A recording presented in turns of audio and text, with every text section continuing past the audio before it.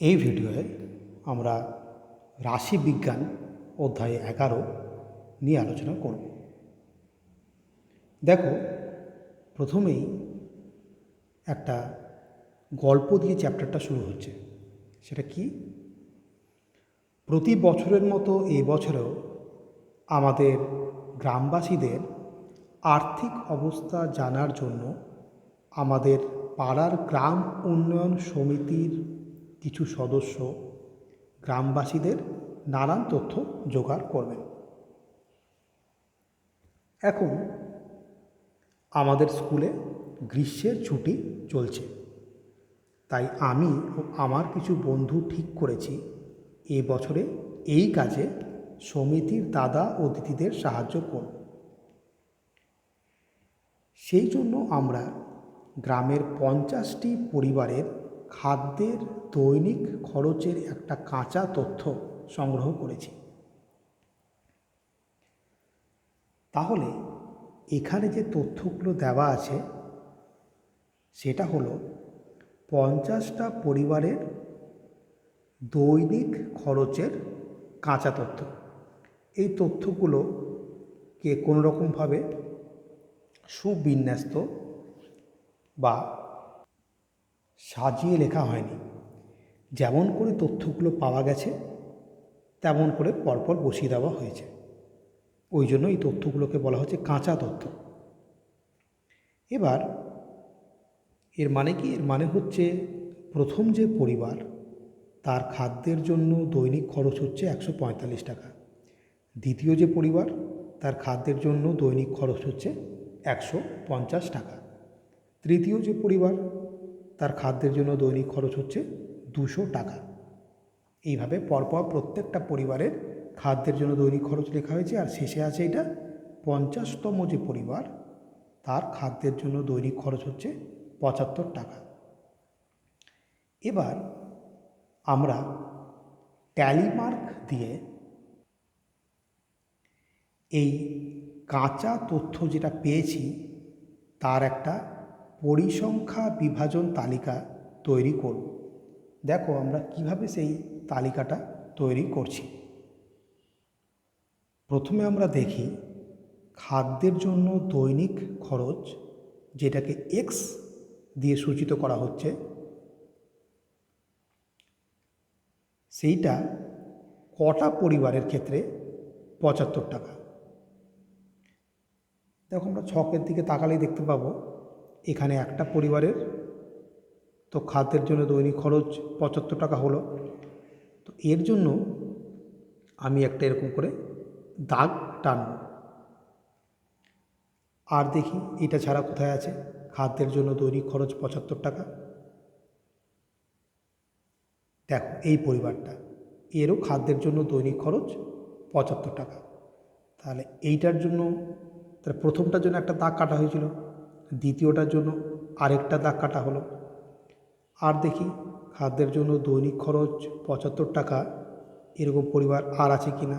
এই তো এখানে একটা পরিবার আছে, তাহলে এর জন্য আরেকটা দাগ কাটা হলো।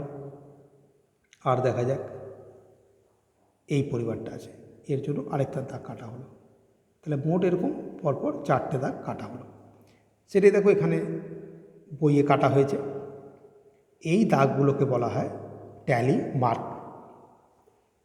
একইভাবে 90 টাকা খাদ্যের জন্য দৈনিক খরচ 90 টাকা তোমরা যদি এখানে খোঁজো তাহলে দেখা যাবে এরকম 3টে পরিবার আছে, ওই জন্য এখানে 3টে দাগ কাটা হয়েছে। এবার খাদ্যের জন্য দৈনিক খরচ 110 টাকা এরকম পরিবার কটা আছে দেখা যাক। দেখো প্রথম যে পরিবারটা হচ্ছে এইটা, তাহলে এর জন্য একটা দাগ কাটা হলো। তারপরের পরিবার হলো এইটা, তাহলে এর জন্য আরেকটা দাগ কাটা হলো। তারপরের পরিবার যার খাদ্যের জন্য দৈনিক খরচ 110 টাকা, সেটা হচ্ছে এই পরিবারটা, এর জন্য আরেকটা দাগ কাটা হলো। তারপর এই পরিবারটার জন্য আরেকটা দাগ কাটা হলো। তাহলে দেখো 4টে দাগ কিন্তু আমাদের হয়ে গেল। এবার পঞ্চম দাগটা আমরা কিভাবে কাটবো দেখো। নেক্সট পরিবার হচ্ছে এই পরিবারটা, তাহলে এর জন্য পঞ্চম যে দাগটা, 4টে দাগ কাটার পরে পঞ্চম দাগটা কাটা হয় এইভাবে। তারপরে দেখো আর কোন পরিবার আছে যার খাদ্যের জন্য দৈনিক খরচ 110 টাকা, এই পরিবারটা।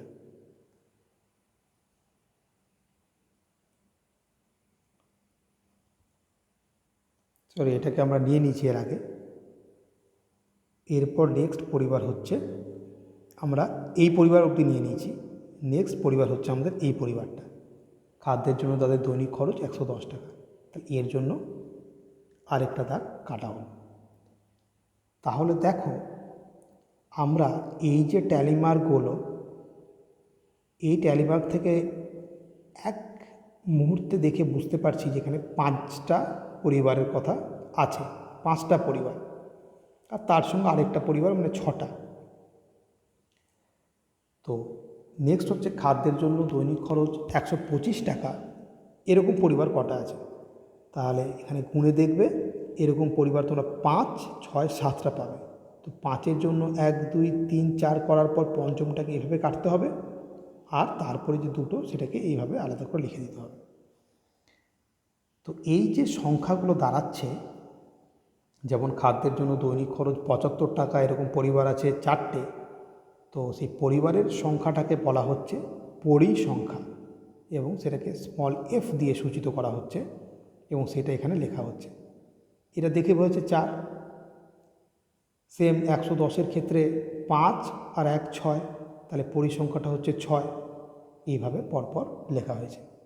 তাহলে শেষমেশ যেটা আমরা পাচ্ছি, দেখো যে আমরা দেখো প্রশ্নেই বলা হয়েছিল যে এরকম মোট পরিবার আছে 50টা। তাহলে এই পরিসংখ্যাগুলোকে যদি যোগ করি তাহলে আমরা 50টা পরিবারই পাব। নেক্সট আমরা চল সম্পর্কে এখানে আলোচনা করা হয়েছে। চলের সংজ্ঞাটা কি বলছে? পরিবর্তনশীল সংখ্যাগত লক্ষণকে চল বলে। যেমন এখানে চল হচ্ছে এইগুলো, যেটাকে আমরা এক্স দিয়ে সূচিত করেছি।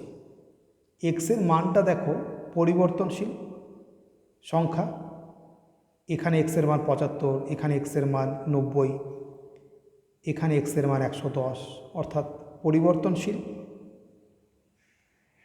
সংখ্যা, ওই জন্য এক্সটা হচ্ছে এখানে চল। এখানে বলেছে যেমন পরিবারের দৈনিক খরচ, যেটা এখানে বলা হলো একটা চল। যেহেতু পরিবারের দৈনিক খরচ পরিবর্তনশীল এবং দৈনিক খরচ পরিমাপ করা যায়, তাই দৈনিক খরচ একটা চল। যে কোনো সংখ্যাকেই পরিমাপ করা যায়। চল দুই রকম হয়, একটা হচ্ছে বিচ্ছিন্ন চল বা ডিসক্রিট ভ্যারিয়েবল, একটা হচ্ছে অবিচ্ছিন্ন চল বা কন্টিনিউয়াস ভ্যারিয়েবল। তো কারা বিচ্ছিন্ন বা ডিসক্রিট আর কারাই বা অবিচ্ছিন্ন বা কন্টিনিউয়াস দেখা যাক।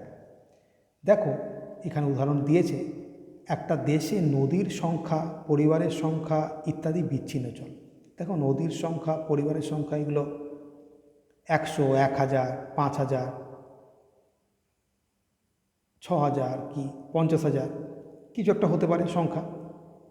আবার ছাত্রের ওজন, উচ্চতা ইত্যাদি অবিচ্ছিন্ন বা কন্টিনিউয়াস চল। কেন? দেখো ছাত্রের উচ্চতা, কথার কথা বলছি, 150 সেমি থেকে 250 সেমির মধ্যে হতে পারে, আবার অন্য কোথাও সেটা অন্য কিছু হতে পারে। সেক্ষেত্রে দেখো ছাত্রের যে উচ্চতা সেটা 150.1ও হতে পারে, 150.2ও হতে পারে, 160.25ও হতে পারে। অর্থাৎ 150 থেকে 250-এর মধ্যে যে কোনো মান কিন্তু সেই উচ্চতাটা গ্রহণ করতে পারে। ওই জন্য এইগুলো হচ্ছে কন্টিনিউয়াস ভ্যারিয়েবল, কারণ এদের মানটা কিন্তু নিরবিচ্ছিন্নভাবে যে কোনো মান হতে পারে, দুটি নির্দিষ্ট মানের মধ্যে যে কোনো মান হতে পারে। কিন্তু নদীর সংখ্যা, পরিবারের সংখ্যা, এগুলো 5, 10 কি 5000 কি 6000 এরকম হতে পারে। কখনো কি এরকম হতে পারে যে নদীর সংখ্যাটা 5.1 কি 5.25, তা হতে পারে না। অর্থাৎ আমরা যদি বলতে চাই যে নদীর সংখ্যাটা 100 থেকে 200-র মধ্যে যে কোনো মান গ্রহণ করবে তা কি কখনো হয়? নদীর সংখ্যাটা কখনো 100.1 হতে পারে না, 100.56 হতে পারে না। এই জন্য নদীর সংখ্যা, পরিবারের সংখ্যা এইগুলো হচ্ছে বিচ্ছিন্ন বা ডিসক্রিট চল, আর ওজন, উচ্চতা এগুলো হচ্ছে অবিচ্ছিন্ন বা কন্টিনিউয়াস চল, কারণ এগুলোর মান নিরবিচ্ছিন্নভাবে কন্টিনিউয়াসলি যে কোনো মান এরা গ্রহণ করতে পারে। এবার আমরা জানি রাশিবিজ্ঞানে যা পরিমাপ করা যায় না এমন পরিবর্তনশীল গুণকে কি বলে। রাশিবিজ্ঞানে এই ধরনের পরিবর্তনশীল লক্ষণকে গুণ লক্ষণ বা গুণ বা ইংরেজিতে অ্যাট্রিবিউট বলে। যেমন কোনো বাড়িতে যতগুলো ইলেকট্রিক সুইচ থাকে সেটা দুটো অবস্থা তার থাকতে পারে, হয় ইলেকট্রিক সুইচগুলো জ্বালানো থাকতে পারে অথবা নিভানো থাকতে পারে। এবার দেখো, আমরা এর আগে যে পরিসংখ্যা বিভাজন তালিকাটা পেলাম, অর্থাৎ এই যে তালিকাটা, এই তালিকায় দেখো চলের সর্বনিম্ন মান হচ্ছে 75 আর সর্বোচ্চ মান হচ্ছে 275। সেই কথাটা এখানে বলছে যে আগের পরিসংখ্যা বিভাজন তালিকা থেকে পাই চলের সর্বোচ্চ মান 275 এবং সর্বনিম্ন মান 75। এই যে দুটো মান, সর্বনিম্ন মান ও সর্বোচ্চ মান, এদের যে পার্থক্য, অর্থাৎ 275 থেকে যদি 75কে বিয়োগ করা হয় তাহলে পার্থক্যটা পাওয়া যাবে, সেটা হচ্ছে 200। সেই পার্থক্যটাকে বলা হয় প্রসার। তাহলে এখানে বলছে কোনো প্রদত্ত রাশি তথ্যের চলের সর্বোচ্চ ও সর্বনিম্ন মানের অন্তর হলো প্রসার, বা ইংরেজি থেকে বলা হয় রেঞ্জ। এবার এর আগে যে তথ্যগুলো প্রাপ্ত হলো সেইটাকে আমরা এবার চাইছি কতগুলো শ্রেণীতে বিভক্ত করতে। এইভাবে কতগুলো শ্রেণীতে বিভক্ত করতে আমরা চাইছি, করে সাজিয়ে বিন্যস্তভাবে লিখতে চাইছি। এক্ষুনি আমরা পেলাম যে সেই যে পরিসংখ্যা বিভাজন তালিকা, সেখানে চলের সর্বোচ্চ মান ছিল 275 আর সর্বনিম্ন মান ছিল 75, এবং এদের অন্তর অর্থাৎ 200, অর্থাৎ প্রসার বা রেঞ্জ হলো 200। এখন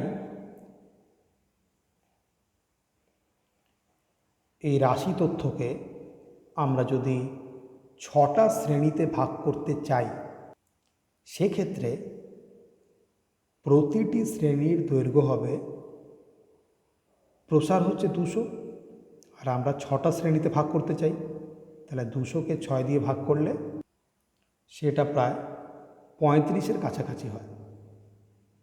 এই চিহ্নটার অর্থ হচ্ছে 35-এর কাছাকাছি। এখন মানে ভাগ করলে এক্স্যাক্ট মানটা 35 কিন্তু আসবে না, 35-এর কাছাকাছি আসবে। এখন প্রাপ্ত তথ্যকে শ্রেণীতে ভাগ করে আমরা কি পাচ্ছি দেখো। প্রথম শ্রেণীটা করা হচ্ছে 70 থেকে 105। দেখো 105 মাইনাস 70 করলে এই 35-ই আসবে। তারপরে শ্রেণীটা করা হচ্ছে 105 থেকে 140। এখানেও 140 থেকে 105 বিয়োগ করলে এই 35-ই আসবে। এইভাবে পরপর কতগুলো শ্রেণীতে আমরা ভাগ করছি। কাকে ভাগ করছি না, দৈনিক খরচ, প্রত্যেকটা পরিবারের যে দৈনিক খরচ, প্রত্যেকটা পরিবারে যে দৈনিক খরচ যাকে আমরা এক্স দিয়ে সূচিত করেছিলাম, সেইগুলোকে আমরা শ্রেণীতে ভাগ করছি। প্রথমটা করেছি 70 থেকে 105, তারপরে 105 থেকে 140,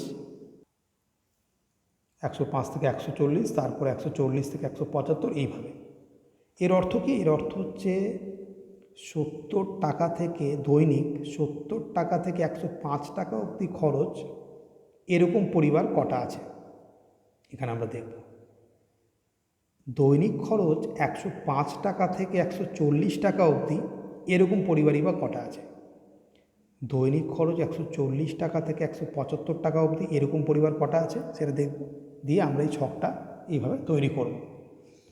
তো দেখা যাক দৈনিক খরচ 70 টাকা থেকে 105 টাকা এরকম পরিবার কটা আছে। তাহলে মনে রাখো, দৈনিক খরচ 70 টাকা থেকে 105 টাকা এরকম পরিবার আমরা কটা আছে দেখতে চাইছি। দেখি, দেখো এই একটা পরিবার যার দৈনিক খরচ এই 70 টাকা থেকে 105 টাকার মধ্যে, 75 মানে 70 থেকে 105-এর মধ্যে আছে, তাহলে এর জন্য একটা ট্যালি মার্ক দিলাম। এই পরিবারটাও তাই, এর দৈনিক খরচ 70 থেকে 105-এর মধ্যে, তাহলে এর জন্য আরেকটা ট্যালি মার্ক দিলাম। এই পরিবারটা নয় কিন্তু, এর দেখো দৈনিক খরচটা, আমরা তো 70 থেকে 105-এর মধ্যে বিচার করছি, এর দৈনিক খরচ কিন্তু 110, অর্থাৎ 105-এর থেকে বেশি, তাহলে এই কিন্তু আসবে না, এ আসবে 90, কারণ এটা 70 থেকে 105-এর মধ্যে আছে, এর জন্য ট্যালি মার্ক দিলাম। এইভাবে যদি পরপর আমরা গুনি যে কটা পরিবার আছে যাদের দৈনিক খরচ 70 থেকে 105-এর মধ্যে, তাহলে এবং তার যদি আমরা ট্যালি মার্ক দিই, তাহলে আমরা এরকম পরিবার পাবো মোট 7টা। তো 1 2 3 4টে ট্যালি মার্ক দেওয়ার পরে পঞ্চমটার জন্য কেটে দেব, আর ষষ্ঠ সপ্তম এইভাবে করব। এবং সেই সংখ্যাটাকেই বলা হয়েছে এর আগে, যেটাকে বলা হচ্ছে পরিসংখ্যা, তাহলে পরিসংখ্যা হচ্ছে 7। আচ্ছা, এখানে একটা জিনিস একটু লক্ষ্য করো, এখানে দৈনিক খরচটা 70 টাকা থেকে 105 টাকার মধ্যে দৈনিক খরচ, এরকম পরিবারের সংখ্যাটা যেমন গণনা করা হয়েছে। পরের শ্রেণীটায় আমরা 105 থেকে 140-এর মধ্যে দৈনিক খরচ এরকম পরিবারের সংখ্যাটাকে গণনা করা হয়েছে। তাহলে এখানেও 105 আছে আর এখানেও 105 আছে। তাহলে যে পরিবারের যদি এরকম হতো যে কোনো পরিবারের দৈনিক খরচ 105 টাকাই, তাহলে তাকে আমরা কোনটার মধ্যে নিতাম? এইটাই নিতাম না এইটাই নিতাম? উত্তর হলো আমরা এইটাই নিতাম। অর্থাৎ যেই শ্রেণীটার নিম্ন সীমাটা 105, সেখানে কিন্তু সেই পরিবারটাকে অন্তর্ভুক্ত করতাম যার দৈনিক খরচ 105 টাকা, এতে কিন্তু অন্তর্ভুক্ত করতাম না। একইভাবে ধরো কোনো পরিবারের দৈনিক খরচ 140 টাকা, তাহলে তাকে কার মধ্যে অন্তর্ভুক্ত করতাম? 105 থেকে 140-এর মধ্যে অন্তর্ভুক্ত করতাম, নাকি 140 থেকে 175-এর মধ্যে অন্তর্ভুক্ত করতাম? উত্তর হচ্ছে পরেরটা, অর্থাৎ 140 থেকে 175-এর মধ্যে সেই পরিবারটাকে অন্তর্ভুক্ত করতাম। অর্থাৎ যেই শ্রেণীর নিম্নসীমাটা 140 তার মধ্যে অন্তর্ভুক্ত করতাম। এবার এখানে যেটা বলছিলাম যে পরপর ট্যালি মার্ক দেওয়া হয়েছে প্রত্যেকটার জন্য এবং তার পরিসংখ্যাগুলো পরপর লেখা হয়েছে। তাহলে আমরা পেলাম বিস্তৃত প্রসার আছে এই রকম চলের। আমাদের ক্ষেত্রে চলটা কে ছিল? পরিবারের দৈনিক খরচ এক্স। তো সেই এক্স যে চল, তার প্রসারটা বিস্তৃত, তার প্রসারটা কত? এক্স চলটার প্রসার আমরা পেয়েছিলাম 200। তো সেটা একটা বিস্তৃত প্রসার। তো সেরকম চল যার বিস্তৃত প্রসার আছে, তার যে মানগুলো, এগুলো তো চলেরই মান, সেইগুলোকে কতগুলো শ্রেণী বা বিভাগে ভাগ করা যায়। দেখো এক্সের মানগুলোকে আমরা কতগুলো শ্রেণীতে ভাগ করেছি, এই একটা শ্রেণী, এই একটা শ্রেণী, এই একটা শ্রেণী পরপর। তো এরকম প্রত্যেকটা শ্রেণীকে, এই শ্রেণীগুলোকে বলা হয় শ্রেণী অন্তর বা ক্লাস ইন্টারভাল। এই প্রত্যেকটা শ্রেণীকে বলা হয় শ্রেণী অন্তর বা ক্লাস ইন্টারভাল। আবার কোনো শ্রেণীর অন্তর্গত মানগুলির সংখ্যাকে, মানে দৈনিক খরচ 70 থেকে 105, এই যে শ্রেণীটা, এর অন্তর্গত কটা মান আছে? অর্থাৎ দৈনিক খরচ 70 থেকে 105-এর মধ্যে এরকম পরিবার কটা আছে? ট্যালি মার্ক দিয়ে বুঝলাম 7টা পরিবার আছে। তো অন্তর্গত মানগুলির যে সংখ্যা অর্থাৎ 7, তাকে শ্রেণী পরিসংখ্যা বা ইংরেজিতে ক্লাস ফ্রিকোয়েন্সি বলা হয়।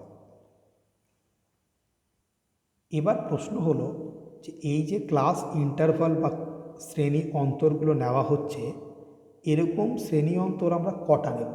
এখানে যেমন শ্রেণী অন্তর নেওয়া হয়েছে 6টা, 1 2, 3, 4, 5, 6টা শ্রেণী অন্তর নেওয়া হয়েছে। এবার দেখো, যদি আমরা এই যে শ্রেণী দৈর্ঘ্য এটাকে একটু কমিয়ে দিতাম, এখানে শ্রেণী দৈর্ঘ্যটা হচ্ছে কত করে, এখানে শ্রেণী দৈর্ঘ্যটা প্রায় 35 করে, প্রায় 35 না 35 করে। তো শ্রেণী দৈর্ঘ্যটাকে যদি আরেকটু কমিয়ে দিতাম, অর্থাৎ 20 করে রাখতাম, তাহলে এরকম শ্রেণী অন্তর আরও বেশি পেতাম। এবার যদি শ্রেণী দৈর্ঘ্যটাকে 35-এর বেশি করতাম, 40 করে দিতাম, তাহলে এরকম শ্রেণী অন্তর আরও কম পেতাম। তাহলে কম বা বেশি করাটা নির্ভর করছে আমরা শ্রেণী দৈর্ঘ্য কত করে নিচ্ছি তার উপরে। তাহলে আমরা কি নিজের খুশি মতন শ্রেণী দৈর্ঘ্য নিতে পারি? হ্যাঁ, নিতে পারি, কিন্তু আমাদেরকে খেয়াল রাখতে হবে যে শ্রেণী অন্তরের সংখ্যা 5-এর কম এবং 30-এর বেশি হওয়া উচিত নয়। এখানে যেমন শ্রেণী অন্তরের সংখ্যা 6, তো সেটা 5-এর বেশি, সেটা 5-এর বেশি, তো বলছে এখানে 5-এর কম এবং 30-এর বেশি হওয়া উচিত নয়। কেন? কারণ শ্রেণী অন্তরের সংখ্যা যদি খুব কম হয়, তাহলে গণনার যে নির্ভুলতা, সেটাকে বলা হচ্ছে ভ্রমশূন্যতা, অর্থাৎ অ্যাকিউরেসি, সেটা নষ্ট হয়ে যাওয়ার সম্ভাবনা থাকে। আবার শ্রেণী অন্তরের সংখ্যা যদি খুব বেশি হয়, মানে 30-এরও বেশি হয়ে যায়, সেক্ষেত্রে কিন্তু হিসেব করাটা খুব পরিশ্রম সাধ্য হয়ে পড়ে। এবার প্রশ্ন হলো, শ্রেণী অন্তরে প্রান্তস্থ মানগুলিকে কি বলা হয়? এই যে শ্রেণী অন্তর, এইটা একটা শ্রেণী অন্তর, এইটা একটা শ্রেণী অন্তর, এইটা একটা শ্রেণী অন্তর, পরপর শ্রেণী অন্তরগুলো দেওয়া আছে, এদের যে প্রান্তস্থ মান, যেমন এই শ্রেণী অন্তরে প্রান্তস্থ মানকে, একটা প্রান্তে রয়েছে এ, তাহলে এ একটা প্রান্তস্থ মান, একটা প্রান্তে রয়েছে এ একটা প্রান্তস্থ মান। এই প্রান্তস্থ মানগুলোকে কি বলা হয়? উত্তর হলো, এই প্রান্তস্থ মান দ্বয়কে, প্রান্তস্থ মান দুটো রয়েছে এইটার ক্ষেত্রে, দেখো এইটা একটা প্রান্তস্থ মান, এইটা একটা প্রান্তস্থ মান, এই শ্রেণী অন্তরের, তাহলে দুটো প্রান্তস্থ মান রয়েছে। এই প্রান্তস্থ মান দ্বয়কে বলা হয় শ্রেণী সীমা বা ইংরাজিতে ক্লাস লিমিট। তাহলে একটা শ্রেণী সীমা হচ্ছে এক্ষেত্রে 140, আর আরেকটা শ্রেণী সীমা হচ্ছে 175। এই শ্রেণী অন্তরটার ক্ষেত্রে একটা শ্রেণী সীমা হচ্ছে 175, আরেকটা শ্রেণী সীমা হচ্ছে 210। এই শ্রেণী অন্তরটার ক্ষেত্রে একটা শ্রেণী সীমা হচ্ছে 210, আরেকটা শ্রেণী সীমা হচ্ছে 245। তো এই যে নিচের শ্রেণী সীমাটা, একে বলা হয় নিম্ন সীমা, আর ওপরের যে শ্রেণী সীমাটা তাকে বলা হয় ঊর্ধ্ব সীমা। তাহলে এক্ষেত্রে নিম্ন সীমা কোনটা? এই শ্রেণী অন্তরের ক্ষেত্রে নিম্ন সীমা কোনটা? এই শ্রেণী অন্তরের ক্ষেত্রে নিম্ন সীমা হচ্ছে 140, আর ঊর্ধ্ব সীমা হচ্ছে 175। তাহলে এখানে বলা হচ্ছে যে একটি নির্দিষ্ট শ্রেণী সীমাদ্বয়ের ক্ষুদ্রতর মানটিকে, অর্থাৎ ছোট মানটাকে বলা হয় নিম্ন সীমা, ইংরাজিতে লোয়ার ক্লাস লিমিট, এবং বৃহত্তর মানটিকে বলা হয় ঊর্ধ্ব সীমা বা আপার ক্লাস লিমিট।